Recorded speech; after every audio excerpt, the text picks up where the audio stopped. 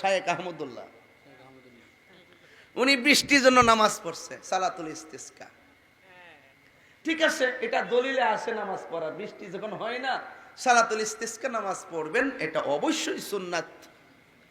এবং এই নামাজের পরে রাসূল হাত তুলে দোয়া করেছেন, এটাও সুন্নাত। কিন্তু সেই আহমদুল্লাহ সাহেবই অসংখ্য দিন বক্তব্যের মধ্যে বলেছে যে ফরজ নামাজের পরে কেন, ফরজ নামাজের পরে এমনকি সুন্নত নফল কোন নামাজের পরেই হাত তুলে দোয়া করা, সম্মিলিত দোয়া করা, হাত তোলা জায়েজ নয়, এটা বেদাত। বেদাত বলছে।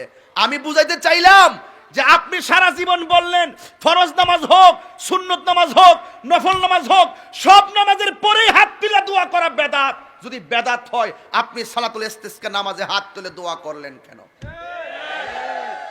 তো আপনারা এক জায়গায় আইসা হাত তুলে দোয়া করবেন, আর এক জায়গার ভিতরে আপনি এটাকে বেদাতের ফতোয়া দিবেন। আপনি যদি সত্যিকার নিজেকে দায়ী মনে করেন, আপনি কখনো এরকম বিভ্রান্ত বক্তব্য দিয়ে মুনাফিকের পরিচয় দিতে পারেন না। আল্লাহু আকবার, ইয়া রাসূলুল্লাহ, জিন্দাবাদ। আমি যখন বক্তব্য দিলাম তখন আরেকজন শাইখ, উনাদের জাত ভাই, স্বগোত্রীয় ভাই, নাম হলো মুখতার আহমদ।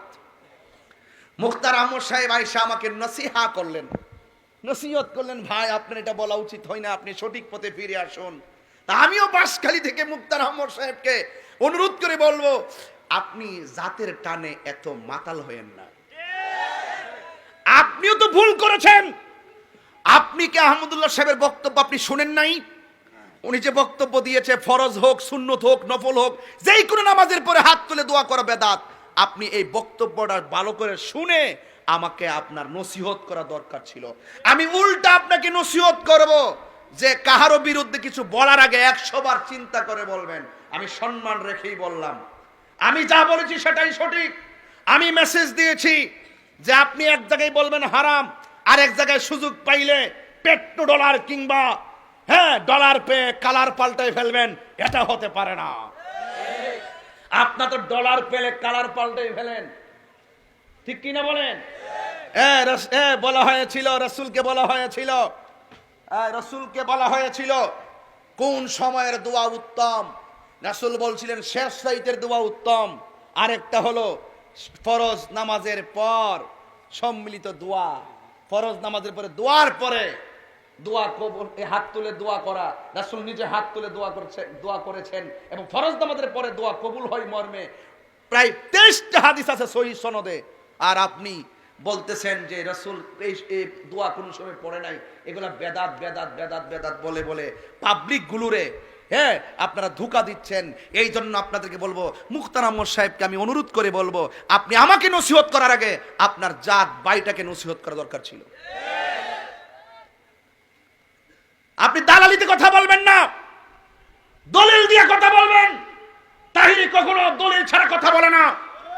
আমি যাকে ধরি আমি যাকে ধরি এমনিই ধরি না। কিন্তু মনে রাখবেন, কয় মানুষকে নিয়ে অন্যজনকে নসিহত করার আগে নিজে সংশোধন হন। আতামুরুনা নাসা বিল বিররি ওয়া তানসাউনা আনফুসাকুম, তোমরা মানুষকে দ্বীনের পথে আসার জন্য আহ্বান করছো, অথচ নিজেরাই দ্বীন থেকে দূরে সরে আছো, নিজেকেই নিজে ভুলে আছো, আর মানুষকে দ্বীনের পথে আহ্বান করো। এটা হতে পারে না, এটা কখনো কামেল মুকাম্মেল হতে পারে না। রাসূল আল্লাহ পাক বলেছেন তুমি মানুষকে দ্বীনের পথে উপদেশ দিচ্ছ আর নিজেরা ভুলে আছো। আমি বলবো শাইখ আহমদুল্লাহ সাহেবেরা আর মুখতার আহমদ সাহেবেরা নিজেদেরকে ভুলে আছে, কিন্তু পেট্রো ডলার পেয়ে মানুষকে বুঝাইতে আসে ভুল টুল আর মন গড়া বক্তব্য দিয়ে জাতিকে বিভ্রান্ত করছে। শুধুমাত্র এটা না, আমি এই বক্তব্যে আরো বলছিলাম, একজন শায়েখ বলছিল, আব্দুর রাজ্জাক বিন ইউসুফ বলছিল যে চেয়ারে বসে খাওয়া, টেবিলে বসে খাওয়া, এগুলা বেদাত, এগুলা ইহুদি খ্রিস্টানদের কাজ, এগুলা করা যাবে না। আমি সেদিন বক্তব্যটা দিয়েছিলাম, কিন্তু আমি ঢাকা মিরপুরে। এই বক্তব্য দিয়ে 27 দিন ঢাকা মিরপুরে বক্তব্য দিয়েছিলাম। আমি সেই মাহফিলে এটাও বলেছি, আপনি এক বক্তব্য আব্দুর রাজ্জাক বিন ইউসুফ সাহেব, আপনি এক বক্তব্যে বলেছেন চেয়ারে বসে খাওয়া, টেবিলে বসে খাওয়া ইহুদি খ্রিস্টানদের কাজ, কিন্তু কয়েকদিন পরে দেখলাম আপনি শুধু একা না, আপনার দল বল সবকে নিয়ে চেয়ারে বসে খাচ্ছেন। আমি বুঝাইতে চাইলাম যেটা বৈধ কাজ, যেটা হালাল, যেটা জায়েজ, এই জায়েজ কাজগুলোকে কখনো কখনো এক জায়গায় বলেন হারাম, এক জায়গায় বলেন হারাম, আরেক জায়গায় বলেন বেদাত, আর নিজে যখন করেন খুব আরাম পান। আমি বলছি জাতিকে বিভ্রান্ত করবেন না, জাতিকে বিভ্রান্ত করবেন না। আপনাদের এই সমস্ত অসংখ্য আর নিফাকবি এতাকাত মানে মুনাফিকি সম্মিলিত অনেক বক্তব্য আমাদের হাতে জব্দ আছে, এখনো সময় আছে, আপনারা সংশোধন হয়ে যান। কথা বলেন ঠিক না বেঠিক? কাউকে নসিহত করার আগে আগে নিজে ভালো করে জাস্টিফাই করবেন কি বলতে চেয়েছি। হ্যাঁ, আপনিও এসে নাক গলালেন, আপনি ভালো করে আপনার স্বগোত্রীয় ভাইয়ের পূর্বের বক্তব্য শোনা দরকার ছিল। কথা বলেন ঠিক না বেঠিক? আমরা ফরজ নামাজের পরে দোয়া মানি, এটা জায়েজ কাজ, এটাকে আমরা একবারে বাধ্যতামূলক করতেই হবে সেটাও বলি না, বলি করতেই হবে এটাকে বলি, আমরা এটা বলি না। এটা জায়েজ কাজ, এটাকে বেদাত বলা বাড়াবাড়ি, এটাকে না জায়েজ বলা বাড়াবাড়ি, এটাকে হারাম বলা বাড়াবাড়ি। ইসলাম বাড়াবাড়ি পছন্দ করে না। কথা বলেন ঠিক না বেঠিক?